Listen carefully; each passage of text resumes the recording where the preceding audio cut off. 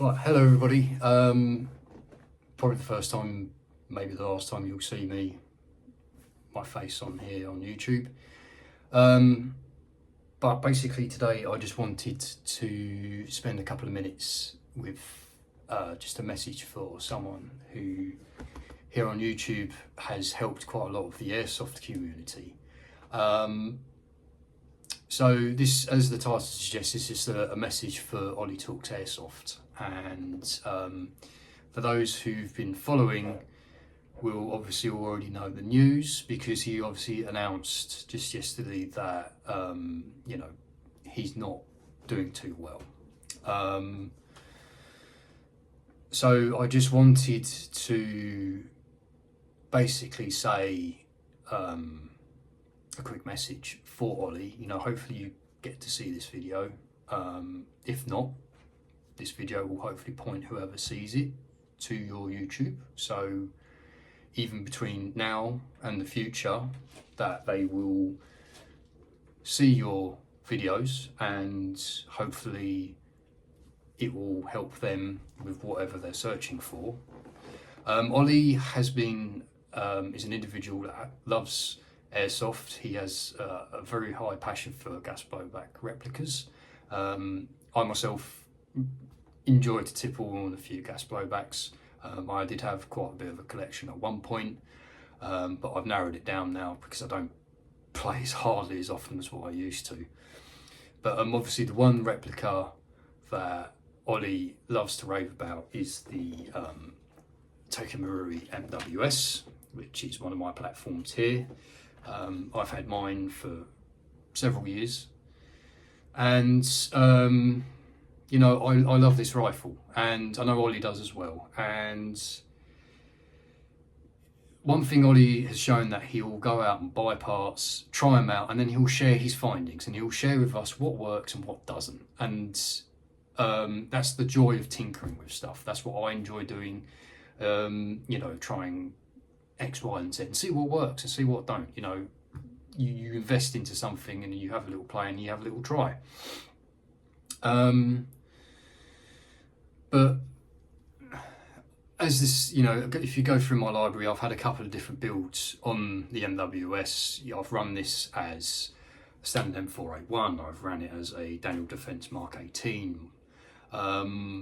This time last year, I butchered a double bell Mark 12 to turn it into a Mark 12 Mod H. Sort of my sort of interpretation, or as best as I could get a Mod H. And then I decided, I didn't pick the gun up for a year because I bought the MP5 NGRS, and that was my obsession for the time being. And I thought, well, the Mark 12 looks lovely, but I struggled to use it. It was quite heavy. And call me wimpy. I'm only a tweaker. I don't like running around with heavy gear. And recently I thought, right, a lot of my guns I run are quite more or less slightly modernised older firearms. So I've been running, if anyone's eagle-eyed, you can see a USP9 up there, which it's got a threaded out barrel on there now. It's got a light mount on there, which I managed to obtain from a contact in America. And I decided to bring the MWS to a CQBR level with a couple of modern cons to make it a bit nicer for me to use, and not so much a CQBR and period spec per se. And in the process of doing things, I fitted a Guns Modify, is it the semi-sear or the auto-sear? I can't remember which one. And I put my flat face Geisley replica trigger back in there. And a lot of people recommend the Super Lube stuff, and I've been using this on quite a few of my other replicas, and it works brilliantly.